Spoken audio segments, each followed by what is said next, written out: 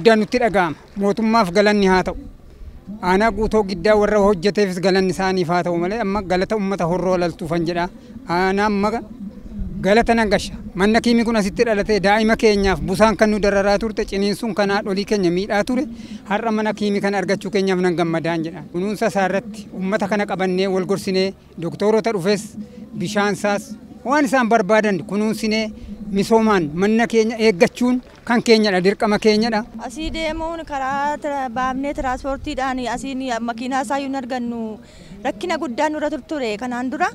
Amma immoo waaqayyo fagalatu mootummaa kanas waaqayyo isaanaa eebbisu kunoo asitti buufanni wayyaa nuuf argamuun isaayyuu baay'ee guddaa gammanne. Baay'ee rakkina guddaa keessa dubartiin gaafa deessu makiinaan argannu gaafa immoo bajaajii maal jennu karaa itti deessi rakkina gurguddaan nurra tureera nuun kanaan dura amma yoonaatti jechuudha.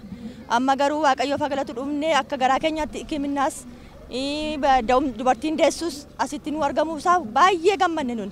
Lammaddaan kan namaa jiru sadarkaa aanaatti qotee bulaan geejibaan rakkoo adda addaatiin saaxilamaa kan ture amma balbala isaatti ejjetee sa'aatii isaatti dhimma isaa raawwatee gara maasii isaatti gara misooma isaatti kan deebi'u ta'uu isaati bu'aa guddaa kennaa jira jechuudha. Murtii aadaa kun hojii guddaa hojjetaa jira.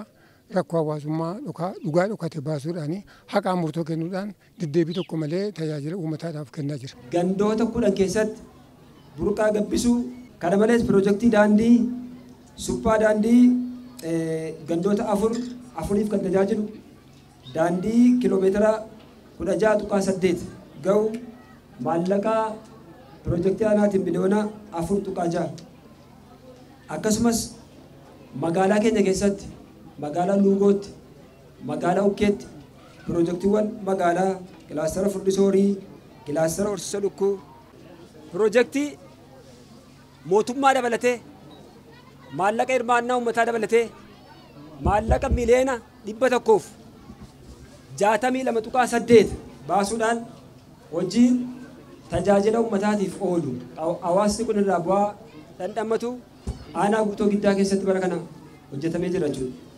Kanaafuu warreen hojjetamanii kunuunsachuu eeggachuu tajaajila keessatti argachuu qabnu akka nuuf argamu immoo karaa hundumaan immoo qaamni hundinuu wal gargaaruu barbaachisa jechuudha. Akka godina keenyaatti yeroo ammaana umurree piroojeektii 245 ta'uu marsaa jalqabaatiif eebba keessa galchinee eebbifnee tajaajila abbanaa goone yeroo ammaana immoo marsaa lammaffaa akkuma kan keessanii kana jechuudha.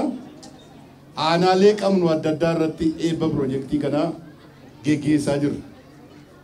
Kanaafuu birriidhaanis bajeta guddaa kan gaafatu tajaajilli isaas guddaa kan ta'e gaaffii uummata keenyaa guddaa ta'es kan deebisu tajaajila sadarkaa isaatti kennuu kan danda'u piroojeektoonni bifa kanaan eebbifamaati jiru.